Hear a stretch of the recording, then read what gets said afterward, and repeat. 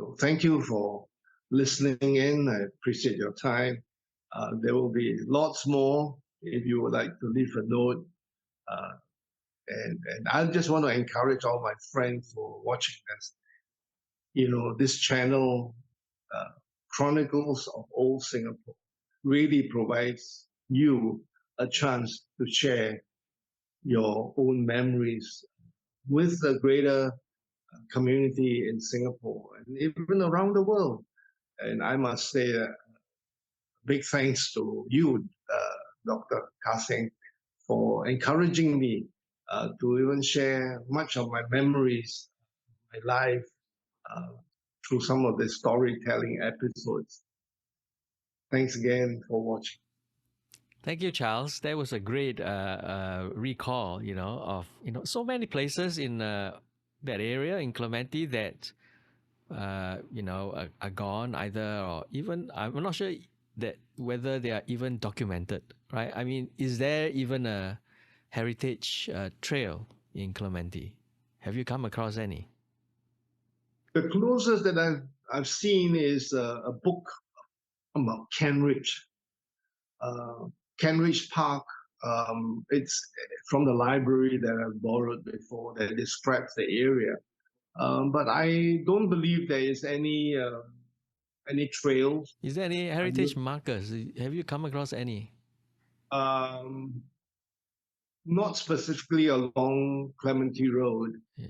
I think the closest of markers will be um, the former railway, the Jurong railway line. I think it's made famous because there have been people getting lost in that deep underground growth now because it's been left unkept and unmaintained. But pretty much that area will be some of my playgrounds of I think it's Sunset Way. Yeah, yeah. So no, to answer your question, I don't think there's any heritage trail that I can recall. Yeah, I think we have to kind of dig a bit deeper, right? In your memories you have shared, but also the social memories of Clementi, to come up with a certain basis, for a future, heritage trail of Clementi, that includes the track, the railway tracks, the natural heritage that people do know now, and include that together with what they probably didn't know, right? But only residents like you would have known in that time. So that's food for thought. I have a couple of questions, Charles. One of which is mention of a few British, either military or civilian locations. Were there local villages that served them? Basically, this will be just hawkers that will be coming alongside on their bicycles or their three wheelers, which is actually a motorcycle with a sidecar fixed. One of the comments that I remember were that some of these British families they had a very high expectations for hygiene, so they would not buy food or anything that they could eat or consume for their children from vendors, from hawkers that they would deem as not hygienic. However, having said that, there used to be two or three very familiar faces that would ply Clementi Road. One of them would be a soya sauce seller. Very interesting. This is an educated man. Probably at those days, he would be probably I would guess, in his late 40s. In his sidecar, there will be plastic containers that would have soy sauce, from light soy sauce to dark soy sauce to good soy sauce. And all you need to do as a villager from Lorong Lidi or from this area where, we are staying away from the shops, we would come with our empty bottles, and quite interesting. He would just sell that.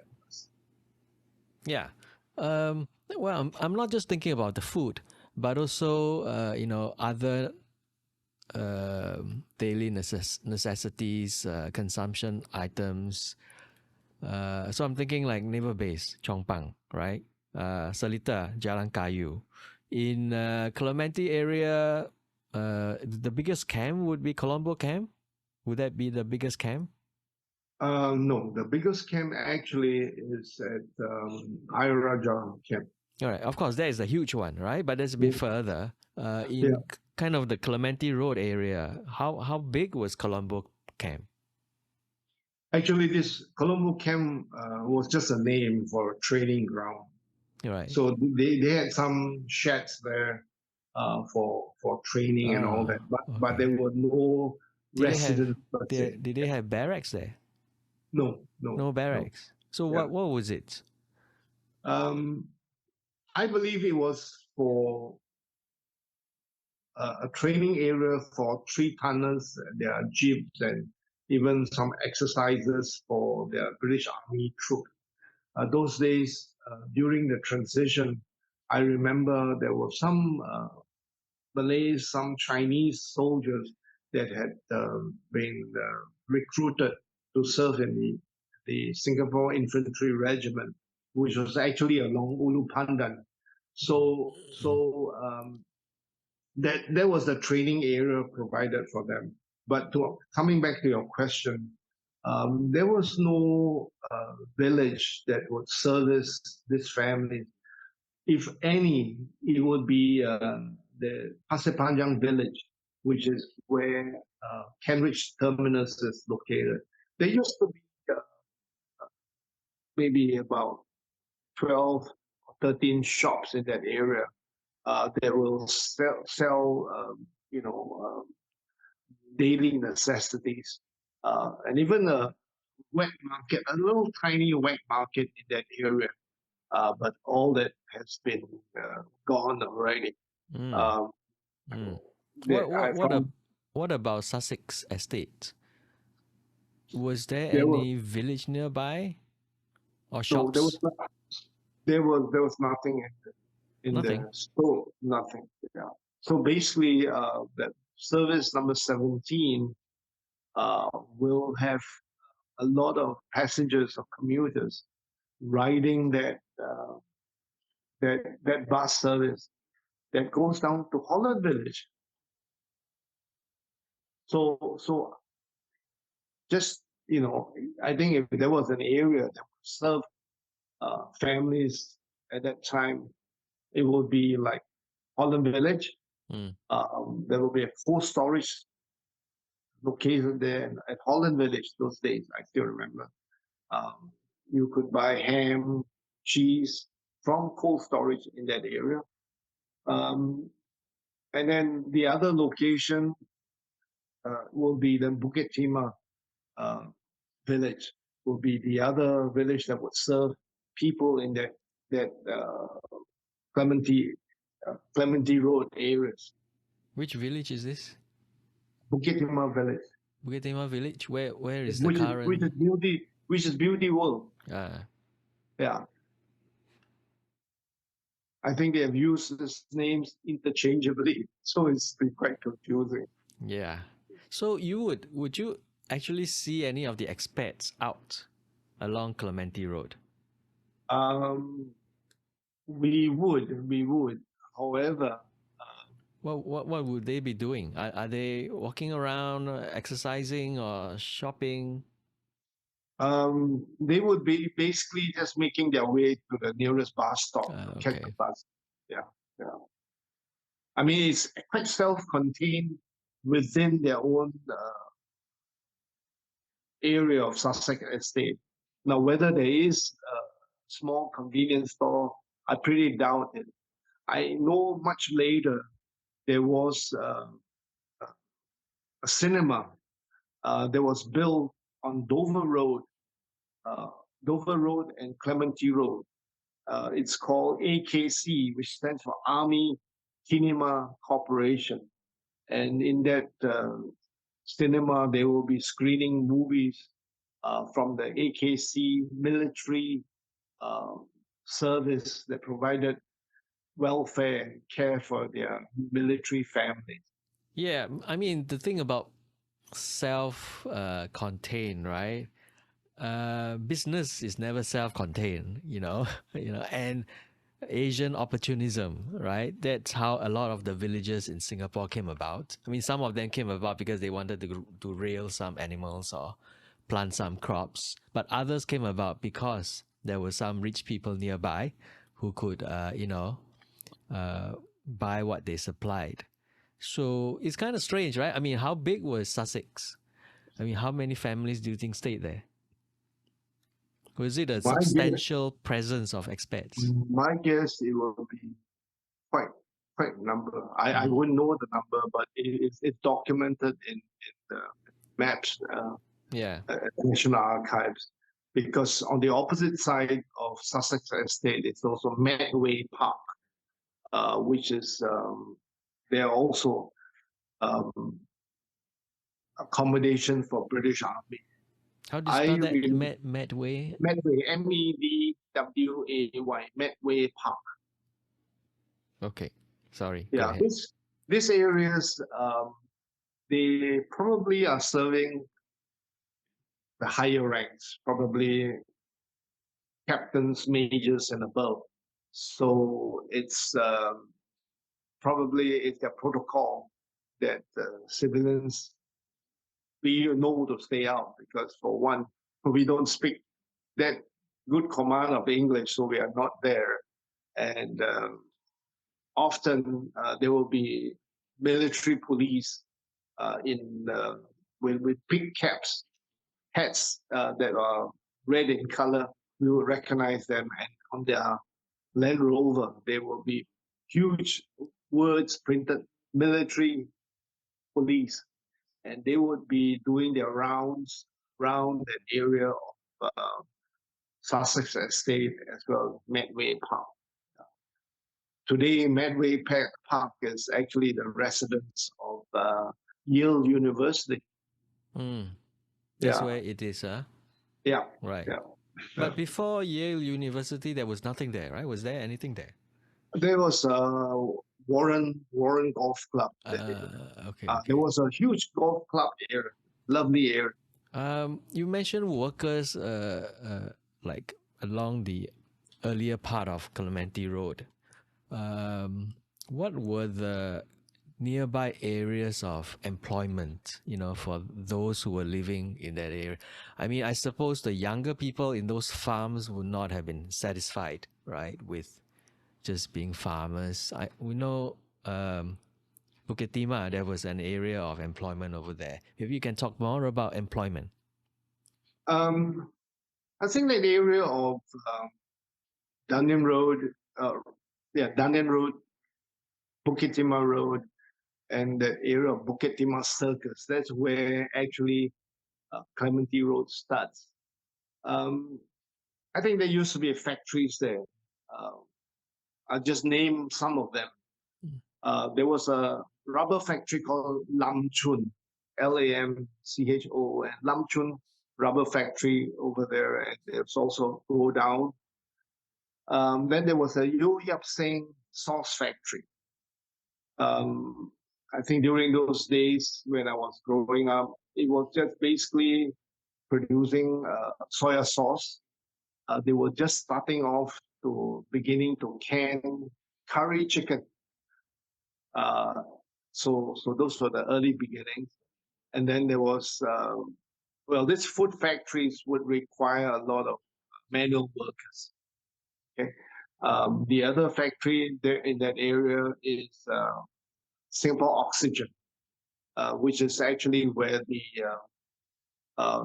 overhead railway bridge is located along near Bukit Timah railway station. That's where Soxil Singapore Oxygen was located. There will be factories like William Jacks nearby, uh, but this will be probably for educated people because they will be selling machinery, spare parts, and all that. So yeah. Um, Other than that, um, further away will be a factory called Rothman's cigarette factory. All right, but that will be quite further down already. It's Which almost at. direction? This would be where the old Holland Road is near Uh, the Singapore Turf Club car park. okay, okay. Yeah, this will be also at what we'll describe as 6 mile Bukit Timah Road. Yeah, That's right, 6 mile. right. And of course, the turf club itself, right? Yes, Hmm. yes. But interestingly enough, the turf club itself, they are self-sufficient in there. I remember schoolmates, um, which were Malays, um, they were living in those quarters of the turf club, and they their parents were either you know tending to the horses and cleaning up the stables and so on at that area. Um, yeah, I don't. Oh, I just remembered. Actually, there's also two other factories. Three other factories. Lamsun along Jurong Road. Um, that that's also was making vegetable oil, soap, That's and right. margarine. Okay, that's along Jurong Road. But again, those days to walk maybe like 3 miles, 2 miles to your work is very normal. Mm-hmm. And then again, in the vicinity will be the Magnolia ice cream factory up on the hill on the left hand side. If you were coming from Bukit, Bukit Timah Road towards Bukit Panjang. And then on the opposite side is the MOI Canning, which is another beverage factory that makes green spot. Yeah, that's right. And these were the places that some of us, some of these places that the theaters of memory group, headed by Alex, ventured to during our Sunday, one of the Sundays, some years ago before the pandemic. And some of these places we do know, of course, the local ones like Amoy, Canning, Lamsoon, and all that. But then there is Singapore Oxygen. We had no idea what is Singapore Oxygen. Really hodgepodge of industries that already existed in Singapore in the kind of Bukit Timah area before we had that big industrialization push. I just want to ask you, Charles, also about you mentioned a couple of mosques along Clementi Road, right? What was the Malay Muslim population? I would guess that actually there would be a significant minority because some of the areas along Clementi Road were basically more suitable for kampongs because there was grounds for little plots of land where they could plant vegetables and probably raise some chickens and goats. The rest of the area there were basically all Chinese, and pigs and chickens and ducks were pretty much what they were doing. But your question about the mosque there, the significant one was really that mosque up on that hill opposite NUS called Tentara Masjid Tentara di Raja, and I believe during the days of Singapore's being part of Malaysia from 63 to 65, the Malay regiment had its quarters in that area. This is where um, I think it's Clementi Vale today. There was some housing for academic staff uh, in that area now. because that area was basically just lowlands. I mean, Iraja Road wasn't even existing, or rather, AYE and all that wasn't existing beyond Clementi Road during those days. Um, so if I would describe to you Clementi Road from if you came from uh, Pasir Panjang, Kent Ridge, you will go up the slope and you will see the mosque on the left hand side. Um, but anything beyond that was basically again undergrowth and Mm. Yeah. yeah, come yeah, private house. Yeah, which kind of leads me to ask you about. I know you moved out around 75, right? Yeah, Were you still around the area? I would be because my parents still lived in Clementi Right, Road. right. Great. So, do you recall the changes that began to take place in that period? I mean, what was the first one? Like, what was the first kind of, you know, building or structure or facility that got helicoptered into that area? I think what's noticeable from memory during that time was actually the leveling of all the hills in Mm, along Clementi Road. mm, Um, I mean, this one big thing for people living in that area. Clementi Road is it's just a name. It's made famous because of Jimson School, which is a well-known social welfare home for children, delinquent children, too young to be in prison, uh, but too old to be at home, and a problem for parents. So they are in the Jimson School, where it's a correctional home actually. Anyway, Are all the hills gone? the hills are They're all gone. they're all gone. Okay. What is really left behind is it's very low, yeah, I would say slopes where it's private housing. Behind Mowbray Camp, there's a private housing estate there, and then of course Corona Nursery. But the significant thing was when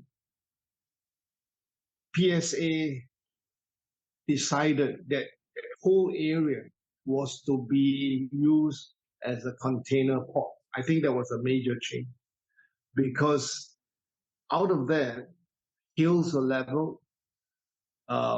There were major construction to build the railway line to Jurong.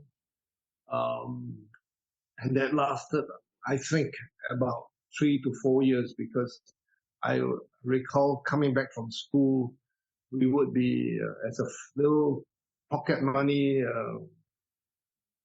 project, we would make syrup drinks, freeze them in our refrigerator, and I will be carrying this uh, frozen drinks for the workers that are working along the hillsides that are trying to uh, get that area landscape and prevent landslides and also have a proper area for the train track. Yeah. Do you So Yeah, go ahead. so yeah, those are uh, just noticeable Mm. significant changes. A lot Mm. of land moving of grounds and all that, but a lot of things was not known to the general public per se. Do you remember, the coming of the institution, the educational institutions? Uh, there was Ngee Ann, right? And then the Singapore Poly, and eventually NUS, the University of Singapore campus at Kent Ridge. Do you remember these places coming up? Yes, I think the earliest was Ngee Ann Technical College, Mm. which is today Ngee Ann Poly. It's quite interesting how because of the Land Acquisition Act in Singapore and how things were done, that because Ngee Ann Kongsi or the Ngee Ann Group, uh, which is a Teochew cooperative, right, in Singapore, they have huge tracts of land, including the ones on Holland Road that was taken back, was acquired for developmental purposes. So I think those days, Ngee Ann got wind of their intentions. So what they did was really to develop that land there into a college. So during that time was I think To Chin Chai was in charge. So the Ngee Ann Technical College started simply just as a college in that area. Yeah, it was actually a college first before it became a Yes, technical yes, college, right? yes, a college first. That's right. Mm, That's right. Yeah. right. Um, it was so interesting, right? That this area of farms and all that would, become really a kind of education hub. Of course, it was not called an education hub at the time, but the higher institutions of education, the institutions of higher education would, move into that area. Then, of course, there's that, was that Ayer Rajah campus, right, of the Polytechnic, coming Yes. from, I mean, they shared a few campuses initially, but eventually they all moved to what is the current Singapore Polytechnic, from all the way Right. from Tanjong Pagar, right? Right. And of course, the University of Singapore, moving from Bukit Timah as well. Right. I think it's quite interesting that you mentioned that because really on the left-hand side, if you go along Dover Road, is which used to be the British Army for the School of Signals, that area. Uh, St. John's St. Margaret, the church along Dover Road. That's really the Polytechnic. But on the right-hand side, where uh, there used to be the Singapore American School, that area was with the ITE, VITB during those days, the Vocational Industrial Training Board, and then it became Industrial Training Education. So really, there's a distinction. One was a college, polytechnic, and then the other one was skills training. And it brings to memory really the strategy I heard in the mid 80s when I attended the Singapore Science Park opening on Kent Ridge. They shared their vision to have a technology corridor running through Singapore, the western part of Singapore, pretty much like Silicon Valley in in Southern California. So the whole idea was to connect tertiary institution, academia to industry. So starting from that area will be Hewlett Packard, and then going all the way up to NUS, and then ending up in NTU. So that's the vision, and I thought that was quite an interesting way how some of our urban planners put that into practice. If I may stray from our discussion today, talking about Ngee Ann and their counter strategy, how to prevent greater acquisition of their own land. It's an example along Dunyan Road. Along Dunyan Road is a huge tract of land that belongs to the Swiss community. There's a road there called Swiss Club Road.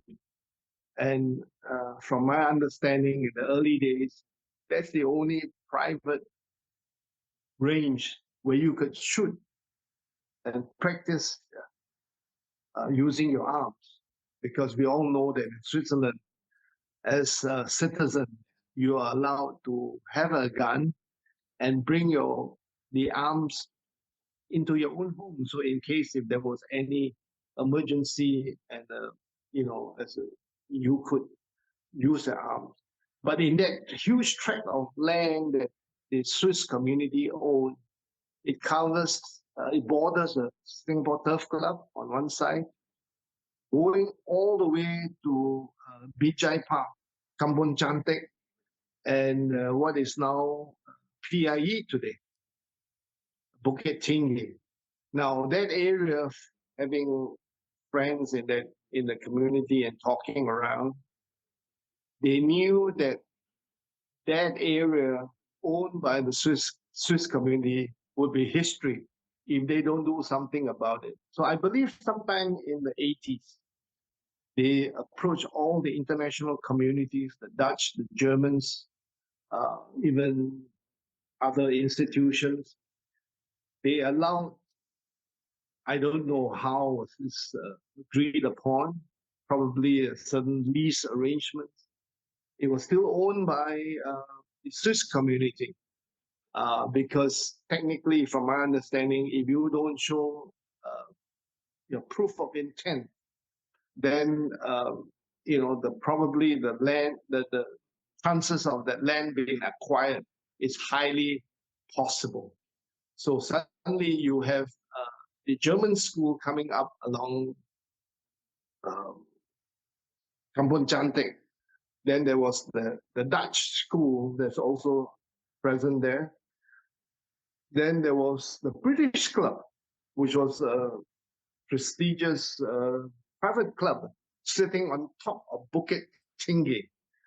It's a beautiful club up there, gives you a commanding view of the health club and along even views of as far as Thompson Road. And on the other side, you could see PIE and parts of Jurong.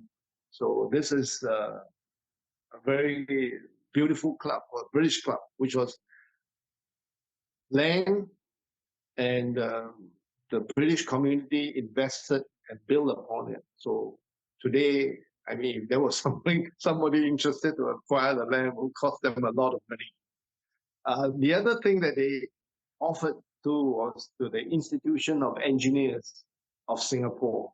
Um, for years, I think they didn't have a permanent home, but I think today their IES building is located there as well. So what you're saying is that the Ngee Ann Kongsi was the broker for all this land development, this property development. I wouldn't say that they were the broker, but I would say they will share some of their nuggets of information that they have acquired because we can see it from Orchard Road, downtown Orchard Road, where Takashimaya is, right? That area is actually Ngee Ann Kongsi. Mm. Yeah, but they probably knew that if they don't show some concrete plans of development, then somebody would have a bigger plan for all these landowners. So what I'm saying is that Ngee Ann Kongsi experienced in a very painful way. They don't develop the land; it will be taken from them as acquisition, right? If the Swiss community don't do something about that land there, it will be gone too. So they were smart enough to learn lessons from all these landowners and build goodwill among the international community. Uh, because basically in Singapore, you're just short of land, period. Yeah, that's a very good example of this self-preservation, right? In this case, of the Ngee Ann Kongsi and also those expat clubs. Can't say the same, for all the farms in the area, the hills, they can't preserve themselves, though, unfortunately. I think what will be a good close to all this will be to see what's going to happen from the old Holland Road leading into the Ulu Pandan area, because that whole area, which is a large tract of land, is behind Bukit Timah Road, and it's an area at one time it was just open ground, and people were flying model aeroplanes there, helicopters there. It's a huge area because that became that was one of the acquisition that was part of the container port project. Mm. Yeah. So really depends. I mean, there were two major dialect groups involved: the Ngee Ann Kongsi on one side, and then the Hakka Association on the other side. So these were other major landowners in that area. So I mean, it's today it's still an open area, although there are some small developments going on there. We don't know the bigger um, development plans for that area. Yeah, that's right. Contrary to what we are always told, we do still have land available for development, right? There's still lots of land that's sitting around, and the story of development and redevelopment will continue. Right? Thank you very much, Charles, for sharing with us. Well, it's been a real joy, Doc. So I want to encourage all my friends again. You know, we have gone through journeys of life, and it's so significant that I am privileged to just celebrated a recent birthday, That's right. You are now what 72. 72, right? Yeah, Yeah. yeah. And I think the most significant thing as a result of just walking down memory lane again, recalling in greater detail with greater purpose, because I'm going to share stories. It's actually bringing closure to a lot of things in life which have been open ended for the longest time possible. And then also interaction with people that as we go along life's journey, they give us an alternative suggestion how we can bring closures to some of the pain in life. So we have to just close this chapter and move on. That's right. Thanks very much, Charles, for plugging the podcast. You know, which is really Chronicles of Singapore is really about the idea that people's memories matter. Whenever we think about history and heritage, that the heritage projects or historical documentation should always come from what people remember and the feelings that people attach to their memories. And Charles will be back with us again. He has a lot more work to do.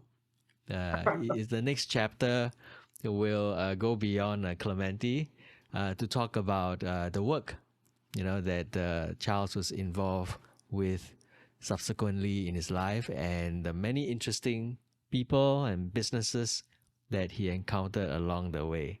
Thank you.